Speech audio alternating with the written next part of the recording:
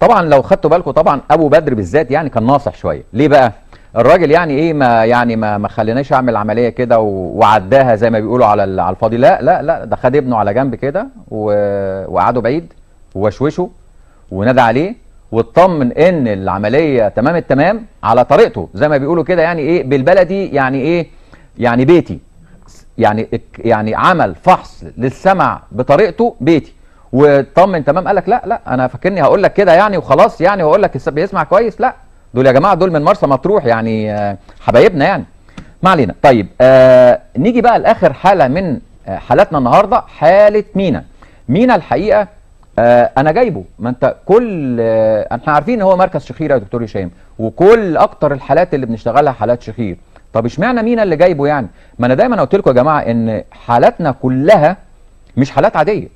كل حاله بجيبها بيبقى ليها رساله ببقى عايز اوجهها. فالنهارده الرساله بوجهها من الحاله بتاعت مينا، عنده 20 سنه.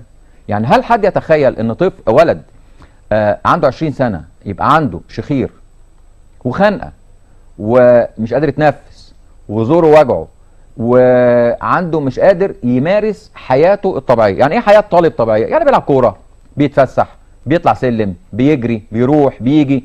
لكن الكلام ده كله هو الولد مش قادر. وبعد كده في حاجه تاني، يعني اللي يخلي ولد ياخد قرار يعمل عمليه، وعمليه بقول له مش عمليه لوز، لا ده انا بقول له عمليه شخير، وفرق كبير قوي ما بين عمليه شخير وعمليه لوز.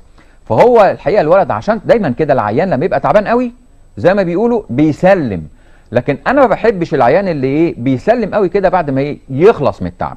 العيان الناصح الشاطر هو اللي يجي واقف على رجليه ويعمل عمليه، عشان بعد ما يعمل عمليه يكمل وقوف، مش يجي لي واقع بعد ما يبقى عنده. بتكلم خاصه عن حالات الشخير، بيبقى جاي خلاص بقى فوق ال 45 50 سنه وبقى له 10 سنين عنده شخير وعنده مشاكل ضغط.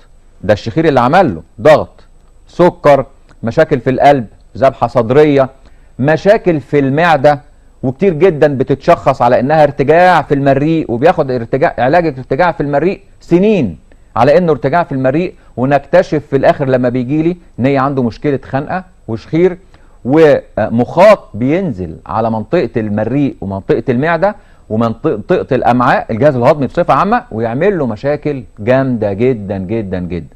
عشان كده التشخيص مهم جدا. عشان كده انا جبت لكم حاله مينا 20 سنه وعنده مشاكل. طب ما تيجي نشوف هو بيقول ايه وعملنا له ايه بعد كده. نروح نشوف مينا كده شكوته ايه ونرجع مره تاني. يا حبيبي ازيك؟ الله يخليك. احنا معانا النهارده حاله تعتبر من الحالات النادره جدا، حاله صغيره وبتشتكي شكوى غريبه جدا. قول لي كده، انت الاول عندك كام سنه؟ 20 سنة. 20 سنه. بتشتكي من ايه؟ بشتكي من ضيق في النفس وانقطاع النفس اثناء النوم. بالك قد ايه بتشتكي بضيق النفس وانقطاع النفس؟ 2 سنين. سنتين. بيضايقك بالليل وانت نايم ضيق النفس؟ بيضايقني ويصحيني وانا نايم. بيصحيك؟ بتصحى ازاي؟ احس نفسي مخنوق وزي في حاجه كانت مع نفسي، واقوم افضل 10 ثواني مخنوق وبعد كده اصحى مني تروح مني. بيصحيك على ايه بقى؟ بتحس ان انت ايه صاحي على ايه؟ يعني حاسس بايه وانت نايم؟ مخنوق زي نفسي. طبعا. انت بتمارس بقى حياتك عاديه في اللعب والكوره زي اي شاب؟ ليه؟ ده حتى في الكلام حاسس نفسي مخنوق. لما بتلعب كوره بيحصل لك ايه؟ لو جريت اقعد ما اقدرش ارجع نفسي بسرعه زي باقي الناس. يا افتح لي بقك كده، انا عايز اشوف ايه اللي في بقك. طبعا قدامنا شايفين سقف الحلق ساقط خالص خالص، واللهام متضخمه جدا والتهابات في حلقه جامده. ده احنا مش شايفين، نشوف ورا الحلق كمان جدا. ايوه طبعا ده حاله شخير، بس طبعا حاله صغيره جدا على بدايتها، بقى قليل قوي، صغيره قوي. دي طبعا حاله شخير. نفسك في ايه بعد العمليه ان شاء الله؟ نفسي اخف وارجع طبيعي. نفسك تخف وترجع طبيعي ان شاء الله. النهارده هنعمل لك عمليه الشخير اللي هي اللهاه وسقف الحلق واللوز طبعا، ونشوفك بعد العمليه ان شاء الله. شفتوا حضراتكم شكل الحلق دي؟ الحقيقه اللي كان نفسي برضو تاخدوا بالكم منها، شكل حلقه لما فتحت بقه ممكن حضراتكم بكل سهوله، كل واحد بيشتكي من موضوع الشخير او موضوع الخنقه يفتح بقه ويشوف الدنيا في حلقه شكلها عامل ازاي. انا عايز بس نشوف الحاجات اللي احنا طلعناها من حلقه شكلها عامل ازاي ونعلق مع الصوره. ده طبعا شكل اللوز اللي اتشالت منه، اللي تحت اللوز اللي في الجنبين دول لو حبينا نفردهم شويه دي سقف الحلق اللي اتشال، واللي تحت خالص ده جزء من اللهاه اللي احنا شلناه. الكلام ده كله طبعا لما اتشال انا عايز اشوف بقى ايه. نرجع بقى مره تاني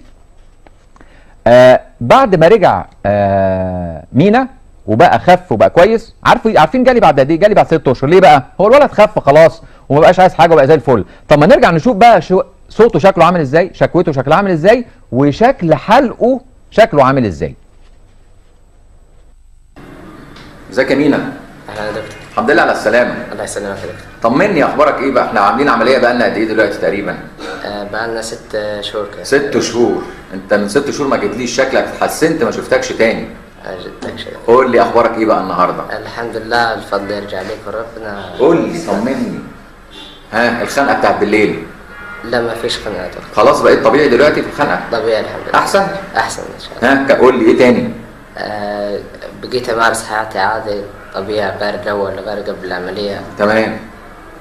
ما فيش خنقه ولا انقطاع النفس. الحمد لله. اخبار الكرة ايه؟ لا تمام، بقيت امارس حياتي. بتلعب كرة دلوقتي؟ عادي. ما بقتش تتخنق ولا حاجه؟ لا ما فيش خنقه ولا حاجه. طيب والدوخه اللي كانت عندك؟ ما فيش. الحمد لله. طب وريني زورك بقى، شوف بقى زورك اخباره ايه. افتح لي بقى كده. هي دي عمليه الشخير. شايفين احنا بقى قدامنا سقف الحلق طبعا باللهاه. طبعا الولد نسي الولد نسي بقى له 6 اشهر، كان بيشتكي بقى من حاجات كتير جدا. بعد 6 اشهر بفضل ربنا طبعا بقى كويس. نسي ان هو كان زور وجعه، نسي ان هو كان مفيش خير، نسي. لا كل ما افكره يضحك يقول لي والله ده انا شويه يقول لي ياه ده انا نسيت الكلام ده. فين الكلام ده من 6 اشهر؟ الحمد لله التحسن بيبان على شكل المريض نفسه. على فكره انا بشكر كل المرضى دول اللي هم الحقيقه يعني هم اللي اصروا ان هم يطلعوا في التلفزيون عشان يبلغوكم الرساله دي. انا عايز اقول والله ان وقتنا بيخلص بسرعه جدا جدا جدا، ولكن بحب افكركم مره تاني بمراكزنا. مركز شارع السودان 85 شارع السودان، ومركز الشيخ زايد في توين تاورز على المحور المركزي. طبعا وبفكركم مره تاني لاهلنا وحبايبنا في الوادي الجديد الداخله ان انا رايح لهم ان شاء الله الاربع والخميس الاسبوع دون باذن الله. واهلنا وحبايبنا في الاقصر انا رايح الاسبوع الجاي يوم الاثنين، ويوم الاربع هكون في اسوان. فكركم مره تاني ان الصفحه بتاعتي مركز الشخير دكتور هشام ابراهيم بتستقبل كل اسئلتكم وكل استفساراتكم على مدار ال 24 ساعه، وبنعرض لكم كل الحالات وحالات اكتر من كده كمان. على فكره حلقتنا لسه ما خلصتش، عشان كده دايما هنشوف حاله هنعرضها الاسبوع